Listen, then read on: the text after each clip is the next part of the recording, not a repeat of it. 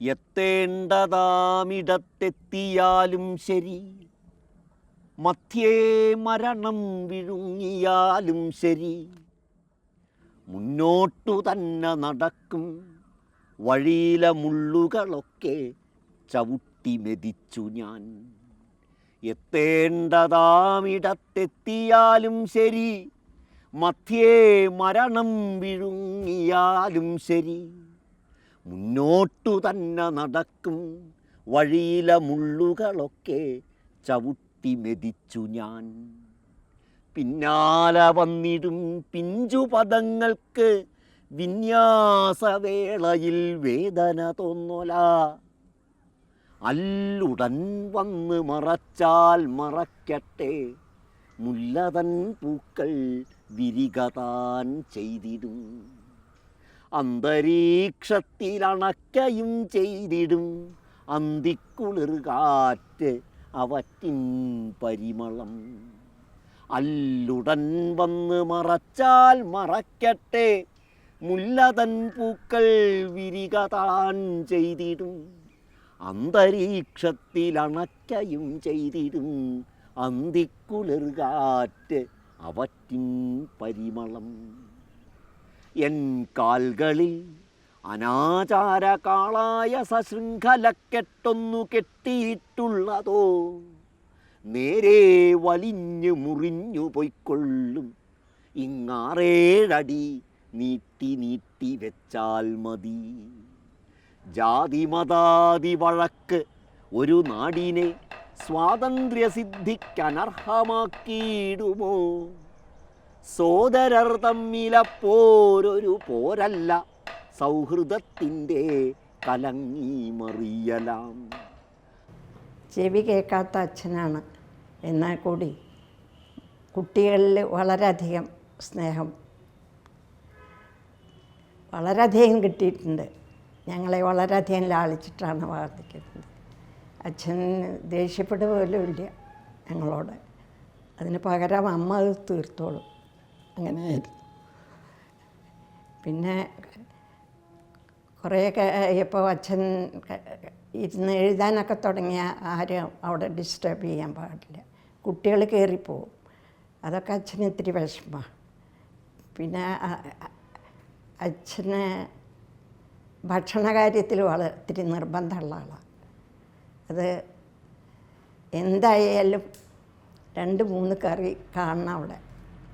ഉണ്ടോ ഇല്ലേ എന്നുള്ള കാര്യം അച്ഛൻ അന്വേഷിക്കാറില്ല. പ്രത്യേകിച്ചും ഈ ചെവിയുടെ വിഷമം കാരണം ഒന്നും അന്വേഷിക്കില്ല. ഞങ്ങളുടെ വിദ്യാഭ്യാസ കാര്യം, വീട്ടുകാര്യം ഒന്നും. അച്ഛന്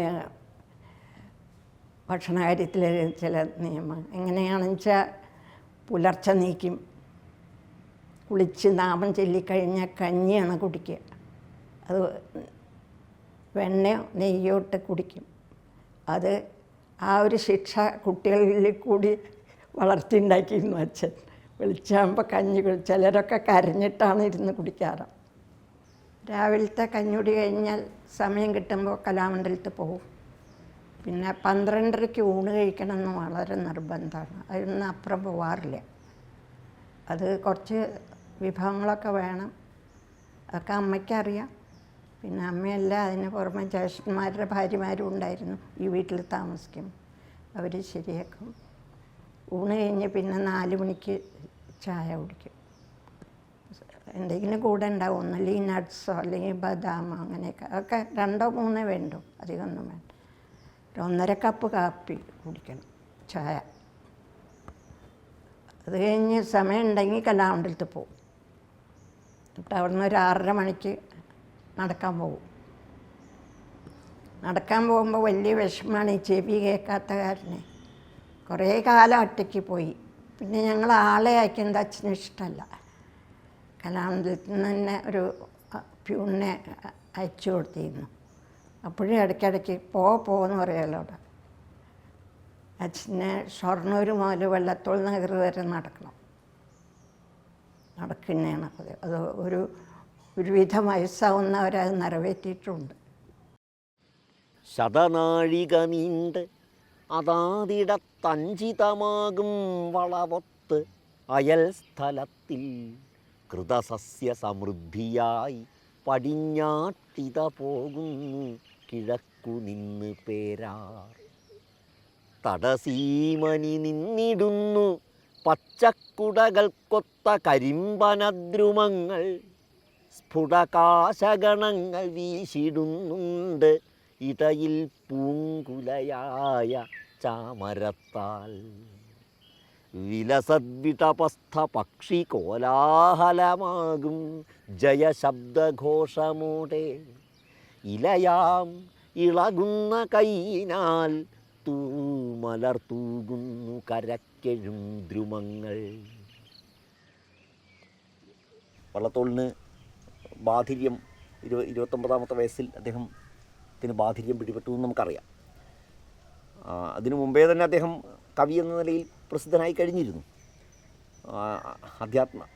വാത്മീകി രാമായണ വിവർത്തനത്തിന് ശേഷം അധികം വൈകാതെ വികലാംഗൻ ആയി ബധിരനായി അദ്ദേഹം ബധിരവിലാപം എഴുതുന്നു. എന്തായാലും ശരി, വികലാംഗത്വം എന്ന് പറയുന്നത് അത് അനുഭവിച്ചുകൊണ്ടാണ് അദ്ദേഹം പിന്നീട് ജീവിതകാലം മുഴുവൻ ഇത്രയും വലിയ നേട്ടങ്ങൾ കൊയ്ത ഒരാൾ ചെവി കേൾക്കാത്ത ഒരാളായിരുന്നു എന്നുള്ളത് നമ്മൾ ആലോചിക്കണം. ഈ ലോകം മുഴുവൻ പരന്ന ഈ വ്യക്തിത്വത്തിൻ്റെ ഉടമ ബധിരൻ ആയ ഒരാളായിരുന്നു. അത് വെച്ചിട്ടാണ് അദ്ദേഹം ജീവിച്ചത്. അത് വെച്ചിട്ടാണ് അദ്ദേഹം കലാമണ്ഡലം പോലെ സ്ഥാപനം പടുത്തുയർത്തിയത്. അത് വെച്ചിട്ടാണ് അദ്ദേഹം മലയാള കവിതയിലെ കവിത്രയത്തിൽ, മഹാകവിത്രയത്തിൽ ഒരാളായി വളർന്നത്. ആ ബാധിര്യം കൂടി വെച്ചിട്ടാണ്. എന്തായാലും ശരി, അതിനെ അദ്ദേഹം പേടിക്കുകയല്ല ചെയ്തത്. അതിനെ അദ്ദേഹം അഡ്രസ്സ് ചെയ്തു, അഭിമുഖീകരിച്ചു. വികലാംഗത്വം എന്ന ഒരു വിഷയം തന്നെ മലയാള കവിതയിൽ ആദ്യമായിട്ട് അവതരിപ്പിച്ചത് വള്ളത്തോളാണ്. ഒരുപക്ഷെ അതിന് ശേഷവും ഉണ്ടായിട്ടുണ്ടോ എന്ന് എനിക്ക് തോന്നുന്നില്ല. ഇന്നും അങ്ങനത്തെ ഒരു എഴുത്തുണ്ടോ എന്ന് എനിക്കറിയില്ല. വികലാംഗത അദ്ദേഹത്തിനെ അലട്ടിയ ഒരു ഒബ്സഷനായിരുന്നു. ഇപ്പോൾ ബധിരവിലാപം വ്യക്തമാണത്. ഗതകപളിതമെൻ്റെ കർണയുഗ്മം വദനവിഭൂഷണമാത്രമായി ചമഞ്ഞു കഥനമിതൊഴിവാക്കു കമ്പികേ നിൻ പദസരസീരുഹദാസനല്ലയോ ഞാൻ എന്ന് തുടങ്ങുന്ന ബധിരവിലാപം. ഗതകപളിതം എൻ്റെ കർണയുഗ്മം വദനവിഭൂഷണ മാത്രമായി ചമഞ്ഞു. മുഖത്തിന് വെറും ഒരു അലങ്കാരം മാത്രമായി മാറി എൻ്റെ ചെവി, ഇതാണ് വേറൊരു പ്രയോജനമില്ലാത്തതായി മാറി എന്ന് പറഞ്ഞ് തുടങ്ങുന്ന കൃതിയാണ് ബധിരവിലാപം. ബാധിര്യമാണ്. അത് കഴിഞ്ഞ് അധികം വൈകാതെ അദ്ദേഹം എഴുതുന്ന ഒരു കൃതി ഗണപതി എന്നുള്ള കവിതയാണ്, ഖണ്ഡകാവ്യമാണ്. അത് ഗണപതിയുടെ തല ശിവൻ തന്നെ വെട്ടിമാറ്റി ആനത്തല വെച്ച കഥയാണ്. അവിടെയും വികലാംഗത്വം എന്ന പ്രശ്നം അഡ്രസ്സ് ചെയ്യപ്പെടുന്നുണ്ട്. വിവിധതര നിരർത്ഥ ശബ്ദജാലം ചെവിയിൽ നിറച്ച് ഇതരശ്രവം മുടക്കി അവിരത മഴലേകിടുന്നുമേ ദുഷ്കവിനിര പോൽ അനിവാര്യമീ വികാരം എന്നാണ് പറയുന്നത്. ഈ ദുഷ്കവികളുടെ കാവ്യം കേൾക്കുന്നത് പോലെയുള്ള, അതായത് നിരർത്ഥ ശബ്ദജാലമാണ് തൻ്റെ ചെവിയിൽ ഇപ്പോൾ കിട്ടിക്കൊണ്ടിരിക്കുന്നത്.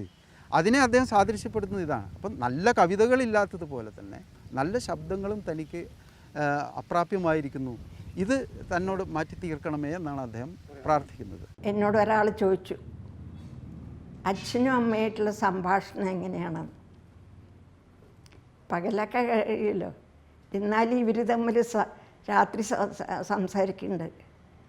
ഞാൻ എത്ര കുറച്ച് ഒരു 8 വയസ്സ് കഴിയുന്നവരെ ഞാൻ അച്ഛൻ്റെ കൂടെ തന്നെ കിടന്നിക്കണം.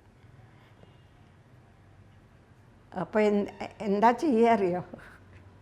ഇപ്പോൾ തുറന്ന് പറയാമല്ലോ, കൊല്ലങ്ങൾ കുറേയില്ലേ. അച്ഛൻ്റെ പുറത്ത് അമ്മ എഴുതി കൊടുക്കുക. ഇവരുടെ സംസാരം ഇങ്ങനെ കേൾക്കുമ്പോൾ എന്താ ഇങ്ങനെ ഒരു ശബ്ദം കേൾക്കണമെന്ന്. അപ്പോൾ ഒരു ദിവസം ഞാൻ അതിനായിട്ട് കണ്ണ് തുറന്ന് കിടന്നു. അപ്പോഴാണ് ഞാൻ കണ്ടത് എന്ത് വിവരം കേട്ടറിയാൻ വേണ്ടിയിട്ട്. പകലായാലും ചെവി കേൾക്കാത്ത വിഷമങ്ങൾ, കുടുംബസംബന്ധമായിട്ടുള്ള വർത്തമാനങ്ങൾ അമ്മയിൽ നിന്ന് ധരിക്കാൻ വേണ്ടിയിട്ടുള്ള ഒരു വഴി കണ്ടതാണ്. കോരിക്കൂട്ടിയ പാഴ്ക്കരിക്കിടയിലെത്തിക്കട്ടയോ പായലാൽ പൂരിച്ചുള്ള ചളിക്കുളത്തിലുളവാം ചെന്താമര പുഷ്പമോ മാരിക്കാറണി ചൂഴുമിന്ദുകലയോ പോലെ മനോജ്ഞാങ്കിയാളാര് ഇക്കാൺമൊരിരുണ്ട കൊച്ചുപുരതൻ കോലായിൽ നിൽക്കുന്നവൾ. എങ്ങോജസ്സു തെളിഞ്ഞ വിഗ്രഹമിത്, ഈ പാവപ്പെടും മാടമൊന്നെങ്ങോ ഹാ വിധി വല്ല ചേർക്കുഴിയിലും പൂഴ്ത്തി പകർത്തുന്നു രത്നങ്ങളെ. ഇങ്ങോട്ടാസ്ഥയോടെത്തി നോക്കിടുവതുണ്ട് അന്തിസമീരസ്ഫുരൽ തെങ്ങോല പഴുതിങ്കലൂടെ മറയാൻ പോകുന്ന മാർത്താണ്ഡനും. വെള്ളത്തോൾ കുടുംബം വലിയൊരു ഉയർന്ന പദവിയിലിരിക്കുന്നവരാണെന്ന് കേട്ടിരിക്കണം. എനിക്ക് എൻ്റെ ഭർത്താവും വെള്ളത്തോൾ കുടുംബത്തിൽ നിന്നാണ്. അച്ഛൻ അമ്മയെ കല്യാണം കഴിച്ചിരിക്കുന്നത് ഇഷ്ടപ്രകാരമാണെന്ന് പറയുന്നു. കാരണം അമ്മയുടെ അച്ഛനും അവിടെ, അമ്മയുടെ അച്ഛൻ വെള്ളത്തോൾ തറവാട്ടിലാണ്. അങ്ങനെ അവിടെ താമസിക്കുന്ന കാലത്ത് ഇഷ്ടമായിട്ട് വളരെ എതിർപ്പോടുകൂടിയാണ് അവർ കല്യാണം കഴിച്ചിരിക്കണമെന്നൊക്കെ കേട്ടിരിക്കുന്നത്. പിന്നെ ഞാൻ അങ്ങനെ അവസാനത്തെ ആയതുകൊണ്ട് എനിക്ക് അതിൻ്റെ മുഴുവൻ ഡീറ്റെയിൽസ് അറിയില്ല. അച്ഛൻ പക്ഷേ കല്യാണം കഴിഞ്ഞിട്ട് പിന്നെ അച്ഛൻ്റെ വീട്ടിൽ നിന്നിട്ടില്ല. പിന്നെ അമ്മയുടെ വീട്ടിലായിരുന്നു കുറച്ച് കാലം. അത് കഴിഞ്ഞ് പ്രസ്സിൽ ജോലി കിട്ടിയപ്പോൾ കുന്നംകുളത്ത് താമസമാക്കി. എല്ലാവരും കൂടിയിട്ടുള്ള എന്താ പറയണ്ടേ, കൊട്ടാരം തന്നെ ഞങ്ങൾക്ക്. ഞങ്ങൾ അത്ര അധികം ഈ ജീവിതത്തിൽ സന്തോഷിച്ചിട്ടുണ്ട്. എന്തുകൊണ്ടാണ്, എന്തെടുത്ത് സന്തോഷിക്കണമെന്ന് അത് അറിയേണ്ട ആ പ്രായത്തിൽ ഒരു കാര്യമില്ലല്ലോ. ഒരു വിഷമങ്ങളും അറിഞ്ഞിട്ടില്ല. അച്ഛനും അറിയിച്ചിട്ടില്ല, ചേട്ടന്മാരും അറിയിച്ചിട്ടില്ല. ഇന്നും ഇവിടുന്ന് താമസിച്ച് പോയ കുട്ടികൾ ഇവിടെ വരുമ്പോൾ കണ്ണുനീരറ്റി വരാറുണ്ട്. ഇങ്ങനെയാണ്. ഞങ്ങൾ 10-25 പേര് കൂടിയാണ്, ചേട്ടന്മാരുടെ മക്കൾ. ഇതൊക്കെ ഇന്ന് പുറത്തേക്ക് പറയാൻ വയ്ക്കുമോ?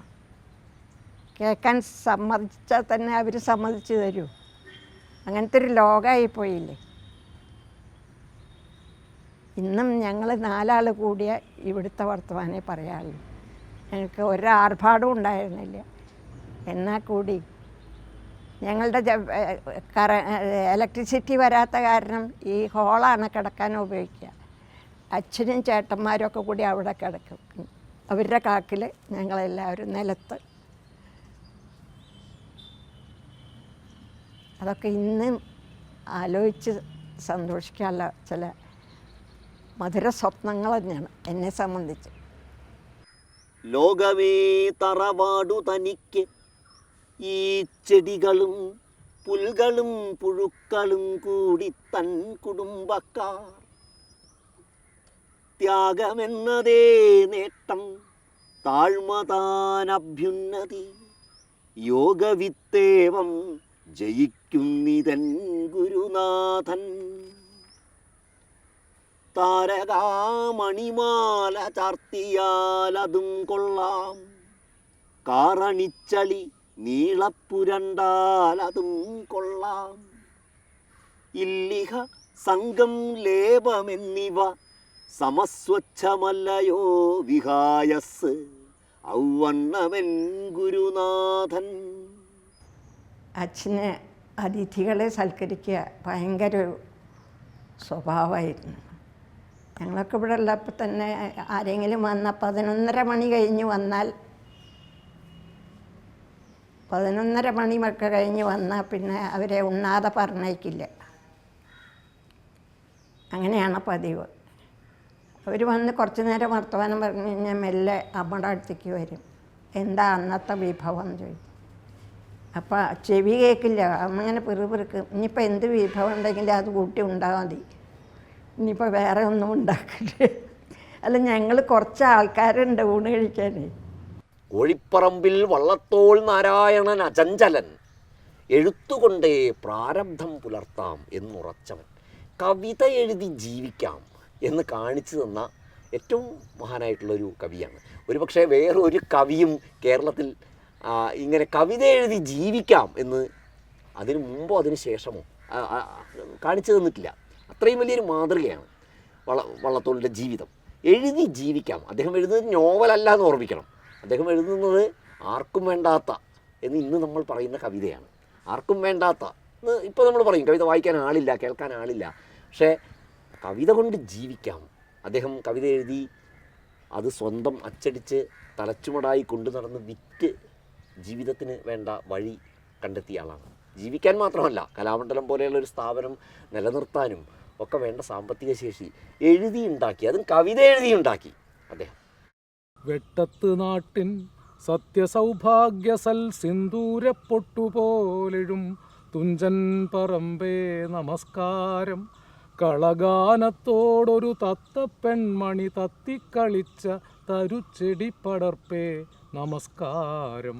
ചേണുറ്റ പുതുമലയാൺമതൻ മഹേശ്വരൻ വാണരുളിന പുണ്യക്ഷേത്രമേ നമസ്കാരം.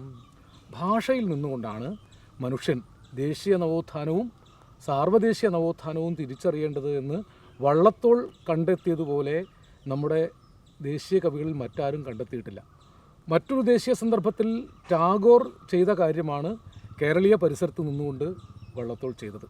ആ അർത്ഥത്തിൽ ദേശീയതയുടെ നാനാർത്ഥങ്ങളെ ഉൾക്കൊണ്ടു വള്ളത്തോളിൻ്റെ കവിത. എത്രയോ മഹത്തായ ഒരു പാരമ്പര്യം നമുക്കുണ്ടായിരുന്നതാണ്. ആ പാരമ്പര്യമാണ് ഈ വൈദേശികന്മാർക്ക് മുമ്പിൽ നമുക്ക് അടിയറ വയ്ക്കേണ്ടി വന്നത് എന്നുള്ള വലിയൊരു ഖേദം. അതുകൊണ്ട് അതിൽ നിന്ന് തീർച്ചയായും നമ്മൾ മുക്തരാകണം. നമ്മൾ ആത്മസ്വാതന്ത്ര്യമാണ് ഏറ്റവും പ്രധാനം എന്ന് ഉള്ള ഒരാശയം. കർമ്മഭൂമിയുടെ പിഞ്ചുകാല്, അതുപോലെ പോരാ പോരാ എന്നുള്ള കവിത, ഖാദി വസനങ്ങൾ കൈക്കൊള്ളിന്, അങ്ങനെ അറിയാലോ ഒരുപാട് കവിതകൾ അങ്ങനത്തെ അതിലൊക്കെ ഉണ്ട്. ഇതിൻ്റെ ഒരു ഭാഗമായിട്ടാണ് അദ്ദേഹം മലയാളത്തിൻ്റെ തലയും എഴുതിയത്. ശങ്കരാചാര്യരെ പോലെ മഹാനായ തൻ്റെ തല ഒരാൾക്ക് ദാനം ചെയ്യൊരു മനുഷ്യൻ ചെയ്യില്ല അത്. പക്ഷേ അതുപോലും എൻ്റെ ശിഷ്യന്മാരടുത്തില്ലാത്ത സമയം നോക്കി എൻ്റെ തല കൊണ്ടുപോയിക്കൊള്ളൂ എന്ന് പറഞ്ഞ മഹാനായ ശങ്കരാചാര്യരുടെ ജന്മഭൂമിയാണ് ഈ കേരളം. അപ്പോൾ അതുകൊണ്ട് നമ്മൾ ത്യാഗവും നമുക്ക് എന്തുമാത്രം സ്വാതന്ത്ര്യം നമുക്ക് ലഭിക്കുമോ അതിനുള്ള എല്ലാ യത്നവും നമ്മൾ ചെയ്യണം എന്നുള്ള അതാണ് അദ്ദേഹത്തിൻ്റെ കവിതയിൽ മുഴുവൻ കാണാൻ സാധിക്കുന്നത്. വൈക്കം സത്യാഗ്രഹം നടക്കുന്ന കാലത്ത് ഗാന്ധിജി കേരളത്തിൽ വന്ന സമയം മഹാകവി വള്ളത്തോൾ അദ്ദേഹത്തെ സന്ദർശിക്കാൻ അവിടെ എത്തി. ആ സമയത്ത് നിരവധി ദേശീയ സ്വാതന്ത്ര്യ സമര സേനാനികൾ കൂടെയുണ്ട്. അപ്പം ഗാന്ധിജി വള്ളത്തോളിനെ അദ്ദേഹത്തിന് പരിചയപ്പെടുത്തി കൊടുത്തു. കേരളത്തിൻ്റെ അല്ലെങ്കിൽ ദേശീയ മഹാകവിയാണ് എന്ന് പറഞ്ഞ് പരിചയപ്പെടുത്തി.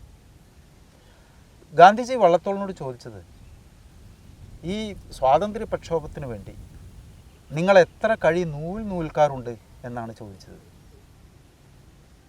അതിന് വള്ളത്തോൾ പറഞ്ഞ മറുപടി എല്ലാവരെയും ഞെട്ടിച്ചു പറഞ്ഞു. അദ്ദേഹം പറഞ്ഞത്, ഞാൻ നൂൽക്കാറില്ല എന്നാണ്. അപ്പോൾ ഗാന്ധിജിയോട് അങ്ങനെ ഒരു മറുപടി താൻ നൂൽക്കുന്നില്ല എന്ന് പറയുമെന്ന് ആരും വിചാരിച്ചതല്ല. അപ്പോൾ ഗാന്ധിജി തിരിച്ചു ചോദിച്ചു, പിന്നെ നിങ്ങൾ എന്തു ചെയ്യുന്നു ഈ ദേശീയ പ്രക്ഷോഭത്തിന് വേണ്ടി? അതിന് വള്ളത്തോളിന് മറുപടി ഇതാണ്, ഞാൻ കവിതകൾ എഴുതുന്നു എന്നാണ്. എന്ന് പറഞ്ഞാൽ നൂൽപ്പ് പോലെ ഒരു തൻ്റെ രീതിയിൽ ചെയ്യുന്ന ഒരു പ്രക്ഷോഭ പങ്കാളിത്തമാണ് തൻ്റെ ഈ കവിതകൾ എന്നുള്ളത്. ആ എഴുത്തിലുള്ള അദ്ദേഹത്തിൻ്റെ ഒരു ആത്മവിശ്വാസത്തെയാണ് അത് കാണിക്കുന്നത്. ഗാന്ധിജി അദ്ദേഹത്തിനെ അഭിനന്ദിക്കുകയും ചെയ്തു ഈ ഒരു മറുപടിയെ ചൊല്ലി. സമൂഹത്തിൻ്റെ മാലിന്യങ്ങൾക്കെതിരെ വിമർശനത്തിൻ്റെ ശരങ്ങൾ ചൊരിയുന്നതിനും വള്ളത്തോൾ ശ്രമിച്ചിട്ടുണ്ട്. അത് ആ കാലഘട്ടത്തിൻ്റെ പ്രവണതയാണ്. അതാണ് അദ്ദേഹത്തിൻ്റെ തോണിയാത്ര. തോണിയാത്രയിൽ തോണി തുഴയുന്ന അരേ സമുദായാംഗം ചോദിക്കുന്നത്, ഞാൻ അധ്യാത്മരാമായണം ഒന്ന് ചൊല്ലിക്കോട്ടെ, പാടി കേൾപ്പിച്ചോട്ടെ എന്നാണ് ചോദിക്കുന്നത്. അപ്പോൾ വള്ളത്തോളിൻ്റെ അതിനെപ്പറ്റിയുള്ള ഒരു ആത്മകഥമാണ്. ഇത് രാമകഥയാണ്. ഭാരതീയർക്ക് എല്ലാവർക്കും പ്രിയപ്പെട്ട ഹൃദയസ്പർശിയായ രാമകഥയാണ്. അത് എഴുതിയിരിക്കുന്നതോ ഭക്തിമയ സ്വരത്തിൽ തുഞ്ചത്ത് ആചാര്യവാദർ നാവിൻ തുമ്പിൽ വരെ കവിതയുള്ളതാണ്. അത് ചൊല്ലുന്നതിന് അനുവാദം ചോദിക്കത്തക്ക തരത്തിൽ ഇവൻ്റെ മനസ്സിനെ അടിമത്തത്തിലാഴ്ത്തിയ ജാതി എങ്ങനെ ഒച്ചുവെറുപ്പിക്കാൻ പറ്റും? ആ ജാതിയെ മാറ്റേണ്ടതാണെന്ന ധ്വനിയാണ് അവിടെ, ബാക്കി നേരെ വാച്യമായി പറയുന്നില്ല. അതുപോലെ തന്നെയാണ് പരിഹാസമാണ്. ഒരു നായർ ഗൃഹസ്ഥൻ്റെ വീടിന് തീ പിടിച്ചപ്പോൾ തീ കെടുത്താൻ വന്ന ഒരുത്തൻ താഴ്ന്ന ജാതിക്കാരനാണ്, അയിത്ത ജാതിക്കാരനാണ്. അവൻ തൊടാൻ പാടില്ലെന്ന് പറഞ്ഞു, ഓടാന്ന് പറയും. അപ്പോൾ അതിനെപ്പറ്റി വള്ളത്തോളിൻ്റെ കമൻറ്റ്, നായരെ ഭവാൻ തന്നെ ശുദ്ധരിൽ ശുദ്ധൻ, വീട് പോയാലെന്ത്, അനർഹമാം ജാതിയെ രക്ഷിച്ചല്ലോ ഭവാൻ. അതും വള്ളത്തോളിൻ്റെ ഒരു ഫലിതമാണ്. കേരളീയ സമൂഹത്തിൽ ദേശീയ പ്രസ്ഥാനത്തിൻ്റെ അലമാലകൾ അങ്ങനെ അടിച്ച് പോയതിൽ ഏറ്റവും വലിയ പങ്ക് വഹിച്ചിട്ടുള്ള കവിതയാണ് വള്ളത്തോളിൻ്റേത്. ഇതാണ് ഏറ്റവും പ്രധാനപ്പെട്ട ഒരു കാര്യം. രണ്ടാമത്തൊന്ന്, സൗന്ദര്യ ബോധത്തെക്കുറിച്ചുള്ള ഒരു കാഴ്ചപ്പാട് മലയാള കവിതയിലേക്ക് അദ്ദേഹം അവതരിപ്പിച്ചു എന്നുള്ളത് ഏറ്റവും പ്രധാനപ്പെട്ട കാര്യമാണ്. അദ്ദേഹം സൗന്ദര്യഗായകനായിട്ടുള്ള കവിയാണ്. ഒരുപക്ഷെ പിൽക്കാല മലയാള കവിത അതിൻ്റെ പേരിൽ അദ്ദേഹത്തെ കുറ്റപ്പെടുത്തിയിട്ടുണ്ട്. ആ സൗന്ദര്യാത്മകതയാണോ പ്രധാനം, അതോ നീതി ബോധമാണോ എന്നുള്ളൊരു വലിയൊരു ചോദ്യം പിൽക്കാലത്ത് മലയാള കവിത ചോദിച്ചിട്ടുണ്ട്. സൗന്ദര്യമാണ് പ്രധാനമെന്ന് പറയുമ്പോൾ നീതി അല്ല പ്രധാനം എന്നർത്ഥമില്ല. പ്രണയരംഗം, അനുരാഗത്തിൻ്റെ രംഗങ്ങൾ, അവിടെ സ്ത്രീകളെ അവരുടെ മാദകമായ സൗന്ദര്യത്തോടു കൂടി തന്നെ വള്ളത്തോൾ അവതരിപ്പിക്കും. വിലാസലതിക്കൽ നേരത്തെ എഴുതിയിട്ടുണ്ട്. അതാണ് അശ്ലീലം എന്നൊക്കെ ആൾ പറഞ്ഞത്. മുണ്ടശ്ശേരി മാസ്റ്റർക്ക് അതിനെ വളരെ ശക്തിയായിട്ട് വിമർശിച്ചിട്ടുണ്ട്. അതിൽ അശ്ലീലം കാണാൻ പാടില്ലാണ്. എല്ലാ വലിയ ചിത്രകാരന്മാരും ന്യൂഡ് വരച്ചിട്ടുണ്ട്, പിക്കാസോ അടക്കം. പിക്കാസോ കൂടി ആബ്സ്ട്രാക്റ്റായിട്ട് പോയ ആളാണ്. പക്ഷെ എല്ലാവരും അത് അശ്ലീലം നമ്മളാരും പറയാറില്ല. എല്ലാം വയ്ക്കുകയാണല്ലോ. പഴയ കാലത്തെ പ്രതിമകളൊക്കെ എല്ലാത്തിനും ന്യൂഡല്ലേ. നമ്മൾ ഗ്രീക്ക് പ്രതിമ മൈക്കലാഞ്ചലോ വരെ അതൊക്കെ വരച്ച് വെച്ചിരിക്കും. അപ്പോൾ അത് ഇതിൽ അശ്ലീലമല്ല, ജീവിതത്തിലാണ്. ജീവിതത്തിൽ തുണിയില്ലാതെ നിൽക്കാൻ പാടില്ല. പക്ഷേ കലയിൽ സ്ത്രീയുടെയോ പുരുഷൻ്റെയോ നഗ്ന സൗന്ദര്യം തന്നെയാണ്. ആ അർത്ഥത്തിൽ ആ സൗന്ദര്യം ആണ് വള്ളത്തോൾ പ്രധാനമായി സൃഷ്ടിച്ചിട്ടുള്ളത്. ശിഷ്യനും മകനും എന്നുള്ള കവിതയുടെ ആരംഭം എടുത്തു നോക്കുക.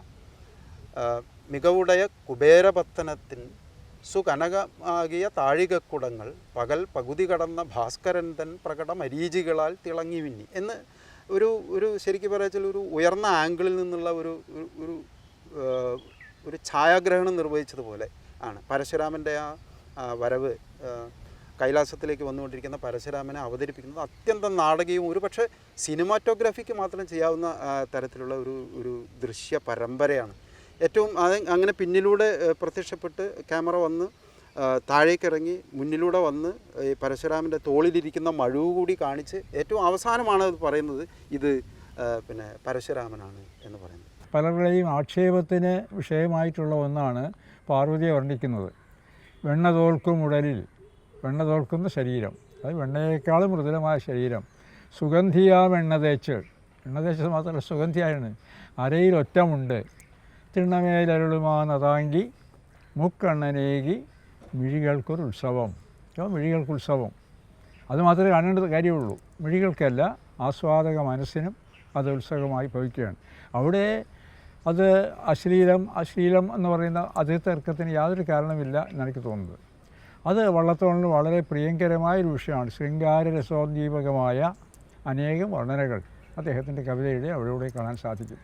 അതുപോലെ അദ്ദേഹത്തിന് വളരെ ഇഷ്ടപ്പെട്ട ഒന്നാണ് വീരരസം ആവിഷ്കരിക്കുന്നത്. ശിഷ്യനും മകനും.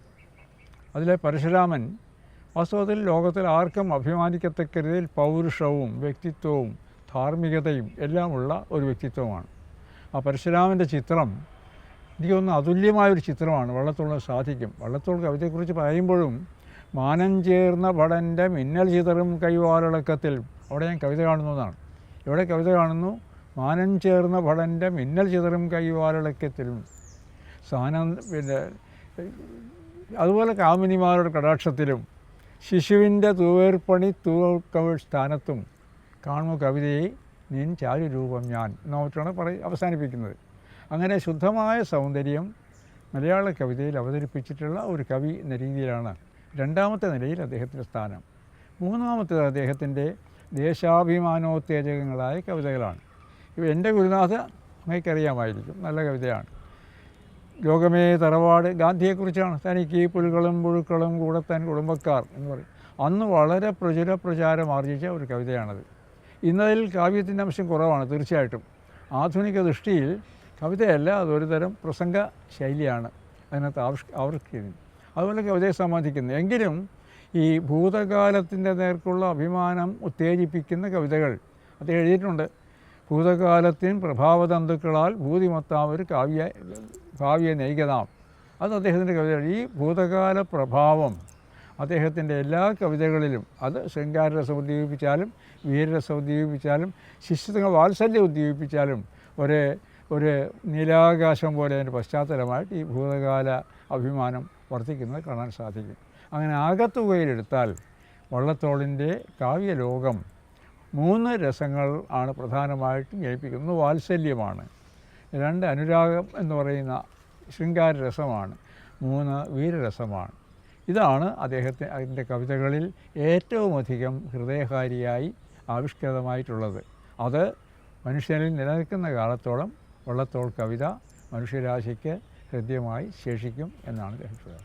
എത്തേണ്ടതാമിടത്തെത്തിയാലും ശരി, മധ്യേ മരണം വിഴുങ്ങിയാലും ശരി, മുന്നോട്ടു തന്നെ നടക്കും, വഴിയിലെ മുള്ളുകളൊക്കെ ചവിട്ടി മെതിച്ചു ഞാൻ.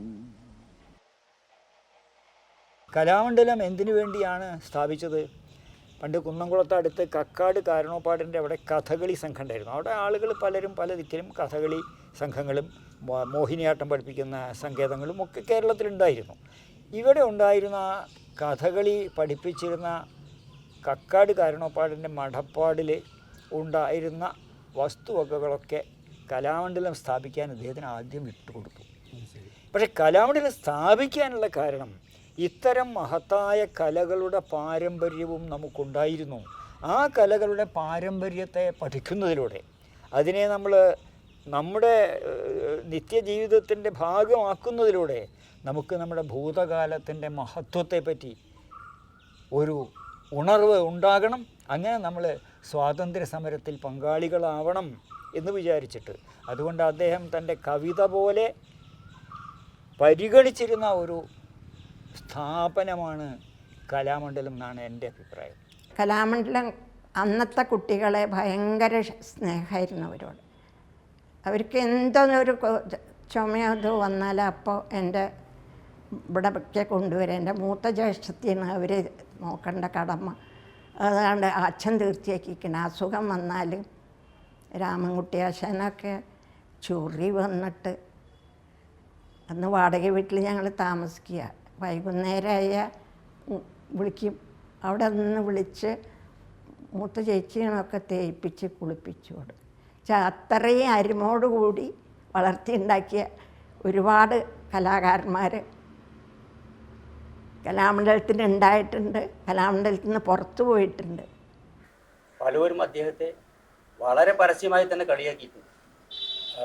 ഈ കഥകളി ഇന്ന് മരണശയ്യയിലാണ്, അതിനെ ഉയർത്തിക്കൊണ്ടുവരാൻ അങ്ങേക്ക് സാധിക്കില്ല, ഇത് മ്യൂസിയത്തിൽ വെക്കേണ്ട ഒരു കലയാണെന്ന് വരെ പറഞ്ഞു പലരും. അത് അദ്ദേഹം വളരെ ചിരിച്ചുകൊണ്ടാണ് അതിനെ നേരിട്ടത്. അതിനുശേഷം പല സ്ഥലങ്ങളിൽ ചെന്നപ്പോഴും പല പ്രമുഖ വ്യക്തികളും അദ്ദേഹത്തോട് പറയുകയുണ്ടായിട്ടുണ്ട്, കലാമണ്ഡലം ഈ കഥകളി ഒരിക്കലും ചെയ്യാൻ സാധിക്കുകയില്ല, കാരണം അത് കേരളത്തിൻ്റെ മാത്രം ഒരു കലയാണെന്ന് പറയുന്നത്. പക്ഷെ അതിന് അദ്ദേഹം പറഞ്ഞ മറുപടി, ഇന്നത് കേരളത്തിൻ്റെ കലയാണ്, നാളെ ഇന്ത്യയുടെ കലയാണ്, മറ്റന്നാൾ അത് ലോകത്തിൻ്റെ കലയാണ്. അത് അദ്ദേഹം തീർത്തു, ലോകകലയാക്കി മാറ്റി.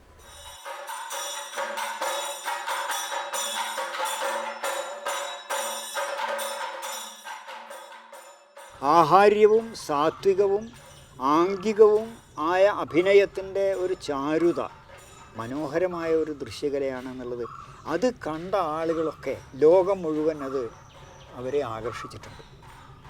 വിദേശികളൊക്കെ അത് കണ്ട് അമ്പരന്ന് ആശ്ചര്യപ്പെട്ട് സന്തോഷിച്ച് അവരെ ക്ഷണിക്കുകയാണ് ചെയ്തിട്ടുള്ളത്. ഈ കഥകളി അവതരിപ്പിക്കാൻ വേണ്ടി പല രാജ്യങ്ങളിലും അദ്ദേഹം പോയിട്ടുണ്ട്.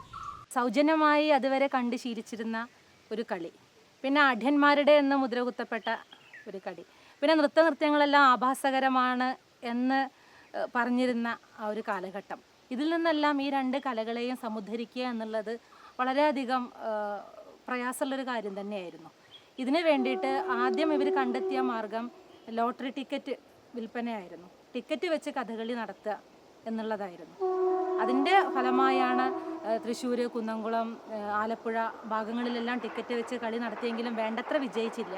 പക്ഷേ ഷൊർണൂർ വെച്ച് പൊതുസത്രത്തിൽ വെച്ചൊരു കളി നടത്തിയതിൽ നല്ല രീതിയിൽ ടിക്കറ്റ് വിറ്റ് പോവുകയും ഞങ്ങൾക്ക് ഈ കല കൊണ്ട് പിടിച്ചു നിൽക്കാം എന്ന ഒരു ഇതിലേക്ക് ആത്മവിശ്വാസം വരികയും ചെയ്തു. ഞാൻ ഗ്രാജുവേറ്റ് ചെയ്ത ആ പീരീഡിൽ ഒരു പൊതുപ്രവർത്തനം കുറേശ്ശൊക്കെ ആരംഭിച്ചു. അപ്പോൾ ഒരു സാംസ്കാരിക സമിതിയിൽ ഉദ്ഘാടനം ചെയ്യാൻ വള്ളത്തോളിനെ വിളിക്കണം ഞങ്ങൾ തീരുമാനിച്ചു. ഞാൻ നേരെ ചെറുതുരുത്തി പോയി. ചെന്ന് അദ്ദേഹത്തെ കണ്ടു. വീട്ടിൽ ചെന്ന് കാലിൽ തൊട്ട് നമസ്കരിച്ചു.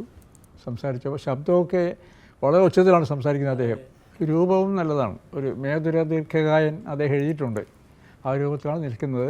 ശരീരം മുഴുവൻ കുഴമ്പോ എണ്ണയോ തേച്ച് അങ്ങനെ അങ്ങോട്ടും ഇങ്ങോട്ടും നടക്കുകയാണ്. തോർത്താണ് കൊടുത്തിരിക്കുന്നത്. അപ്പോൾ പിന്നെ പറയുമ്പോൾ ഒരാൾ അടുത്ത് വന്നിട്ട് പറഞ്ഞു കൊടുക്കുന്നത്, ഞാൻ ചോദിക്കുന്നതൊക്കെ. അപ്പോൾ മീറ്റിങ്ങിന് വരുന്ന കാര്യം പറഞ്ഞപ്പോൾ മീറ്റിങ്ങിന് വരാം പറഞ്ഞു. പക്ഷേ അപ്പോൾ കലാമണ്ഡലത്തിലേക്ക് കുറച്ച് പണപ്പിരിവുണ്ട്.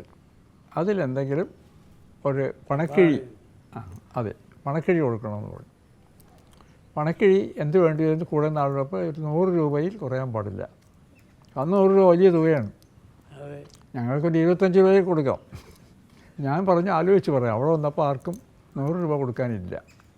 ഇവിടുത്തെ അധ്യാപകർക്കും ഇവിടെ ജീവിക്കുന്ന, ഇവിടെ വന്ന് പഠിക്കുന്ന വിദ്യാർത്ഥികൾക്കും ഭക്ഷണം കൊടുക്കാൻ പോലും ചില സമയത്ത് പൈസ ഇല്ലാതെ അദ്ദേഹം വളരെയധികം വിഷമിച്ചിട്ടുള്ള കാലഘട്ടങ്ങൾ ധാരാളം ഉണ്ടായി. ഒരുപക്ഷെ അദ്ദേഹത്തിൻ്റെ കാവ്യരചനയെ പോലും അത് ബാധിച്ചിട്ടുണ്ടായിരുന്നു എന്ന് തോന്നിയിട്ടുണ്ട്. കാരണം ഈ കലാമണ്ഡലം 50 വയസ്സിന് ശേഷം മഹാകവിയുടെ കാവ്യ രചനയിൽ കുറിച്ച് പല വിമർശനങ്ങളും വന്നിട്ടുണ്ട്. അച്ഛൻ വളരെ മോഹിച്ചുണ്ടായ ഒരു സ്ഥാപനമാണ്. ഒരുപാട് ഇടപാടുകളൊക്കെ എഴുതി വെച്ചിട്ടുണ്ട്. അച്ഛൻ പറഞ്ഞ വാചകങ്ങളൊക്കെ എഴുതി ഇവിടെ ഉണ്ട്. ഈ ഒരു വീടുണ്ടാക്കാൻ അതിലേറെ ബുദ്ധിമുട്ടിയിട്ടുണ്ട്. വീട് അന്ന് ഞാൻ കോട്ടയത്ത് ചേർന്ന കൊല്ലമാണ് ഇവിടെ വീട്. വീടിന് വേണ്ടി കടം വാങ്ങാൻ പ്രത്യേകിച്ച് ഒരാളോടെ വാങ്ങിയിട്ടുള്ളൂ. അത് സർദാർ KM പണിക്കരോടാണ്. ഇത്ര സ്നേഹബന്ധത്തിലായിരുന്നു അവർ. ഒരു പ്രാവശ്യം വാങ്ങും, പിറ്റത്തെ മാസം കടം വീട്ടും, പിന്നെ 2 മാസം കഴിഞ്ഞാൽ ആദ്യം വാങ്ങും. ആ എഴുത്തുകളൊക്കെ കണ്ടതാണ്. അതൊക്കെ കാവാലന്നാരാണ് പണിക്കർ സൂക്ഷിച്ചിട്ടുണ്ട് വായിക്കാനുള്ളത്. അത് കാണുമ്പോൾ ഒന്നും അറിയാത്ത ഞങ്ങളൊക്കെ എങ്ങനെ ഇത്രയും ഇതായിട്ട് ജീവിച്ചു എന്നുള്ളത് ഇടയ്ക്ക് കിടന്ന് ആലോചിക്കാറുണ്ട് അച്ഛനെ പറ്റി. അച്ഛൻ എത്രത്തോളം ബുദ്ധിമുട്ടിയിട്ടുണ്ട് എന്നുള്ളത് ആ കത്തുകളിൽ നിന്ന് മനസ്സിലാവും.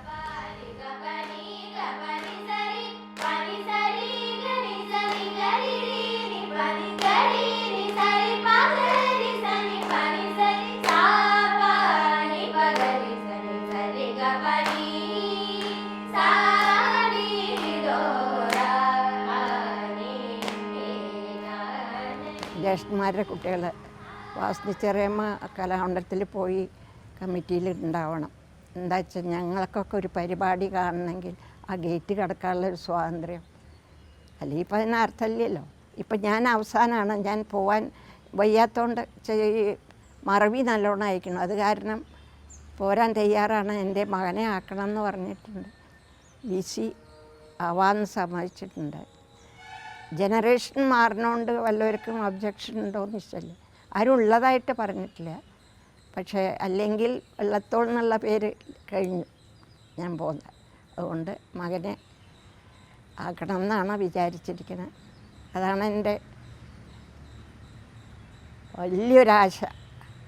ഇത് അത് മുറിഞ്ഞു പോയാൽ 60 കൊല്ലമായി. 18-60 കൊല്ലമാണ് അച്ഛൻ മരിച്ചിട്ട്. ഋഗ്വേദം തർജ്ജമ ചെയ്ത് കുറേ ആയിരുന്നു. അപ്പം അത് മുഴുമിക്കണം എന്നുള്ളൊരു മോഹം ഉണ്ടായിരുന്നു. പക്ഷെ ഇവിടുന്ന് സുഖമില്ലാതെ ജ്യേഷ്ഠൻ, ഒടുവിലത്തെ ജ്യേഷ്ഠൻ എറണാകുളത്തേക്ക് കൊണ്ടുപോകും. അതിന് മുമ്പ് ഋഗ്വേദത്തിൻ്റെ പണി ഒരുപാട് മുന്നോട്ട് പോയിരുന്നു. അവസാനത്തെ പ്രൂഫ് നോക്കി അന്നത്തെ ഉച്ചക്കിലത്തെ പാസഞ്ചർ ട്രെയിനിനാണ് എറണാകുളത്തേക്ക് പോയത്. ചേട്ടൻ വന്ന് കൊണ്ടുപോയി. 21 ദിവസം കിടന്നുള്ളൂ. ആണ് പിന്നീട് അങ്ങനെ അന്ത്യയാത്ര. തിരിക്കയായി സന്ധ്യ വഴിക്കിടക്ക വിരിച്ചു ഞാൻ കേറിയ തോണി താനും സ്ഫുരിക്കുമോളങ്ങൾ മുറിച്ചുകൊണ്ട് അസരിത്തിലൂടെ ഗമനം തുടങ്ങി. അങ്ങോട്ടും ഇങ്ങോട്ടും ഇരുട്ടിലോരോ കേവഞ്ചി അസിന്ധുവിലെന്ന പോലെ അവ്യക്തമായിട്ടു കടന്നു പോയിക്കൊണ്ടിരുന്നു നാനാനിനവൻ മനസ്സിൽ. നിറഞ്ഞിടട്ടെ തരണിവ്രജത്താൽ നിശൂന്യമാകട്ടെ നിജപ്രദേശം. രണ്ടും ഗണിക്കാതെ ഗമിച്ചു മുന്നോട്ട് അസംഗപോലാ നദി ശാന്തവൃത്യ. സന്നാഹിയായി കേറിയ കൂരിരുട്ടാൽ മന്നാകെ ആച്ഛാദിതമായി ചമഞ്ഞു. സന്നാഭമാം സ്വന്ത വിളക്കുമായി മിന്നാമിനുങ്ങിന്നിര സഞ്ചരിച്ചു. തടങ്ങളിൽ ചേർന്ന ചെടിപ്പടർപ്പിൽ തഴച്ചു കാണായി തമസ്സമൂഹം. ആസന്ന ചന്ദ്രോദയഭീതി മൂലം ആറ്റിൽ പതിപ്പാൻ മുതിരുന്ന പോലെ. കുറച്ചു നേരം കഴിയേ പ്രസാദം സ്ഫുരിച്ചിടും പൂർവദിശാസരസിൽ. നിറഞ്ഞ രാവിൻ ചെളിയിങ്കൽ നിന്ന് വിരിഞ്ഞ വെൺതണ്ടലരുന്നുയർന്നു. തിരിക്കയായി സന്ധ്യ.